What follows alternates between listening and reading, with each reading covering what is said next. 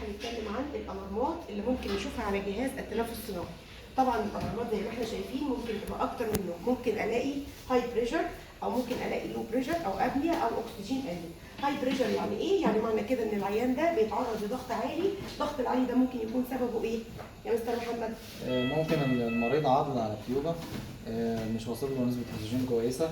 ممكن في تيوبه كنكد متنيه.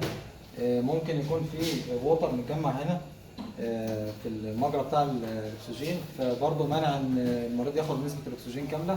او ممكن يكون في سكريشن او افرازات قافله على التيوبه فعامله للمريض هاي بريشر. طيب اللو بريشر ممكن بسميها او بديها حاجه بسيطه ان انا بقول لك اي تسريب من اي حته، يعني وصلت البنت اتثابت من مكانها، التيوبه طلعت بره مكانها، يبقى اي تسريب او اي حاجه مش واصله للعيان ممكن تديني الارم على الجهاز اللي هو لو بريشر. ابنيه بتبان لي على الجهاز، كتب لي ابنيه وبتلاقيها بتدي اضاءه والارم، معنى كده ان العيان توقف عن التنفس، ما هو التصرف السريع كاسعاف اولي لحد ما الدكتور بيجي. بنبتدي ان احنا نعلي الاف اي او 2 بحيث ان المريض السكريشن بتاعه يعلى شويه.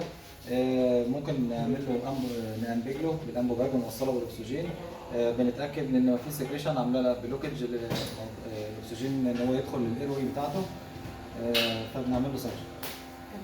طيب ممكن يكون المشكله اصلا في الاكسجين انت او مصدر الاكسجين نفسه من الشبكه الرئيسيه هو اللي حصل فيها اتفصلت عن العيان، ودي بتيجي لي على القرار اللي هو الاكسجين انت، ودي طبعا بنروح نشوف الفنيين ونشوف المشكله عندي في ايه عشان نحاول نحلها للعيان. وبرده التصرف الصحيح ان انا بأنبج العيان 100% لحد ما بيجي لي او حد متخصص في المجال ده عشان يحل لي المشكله.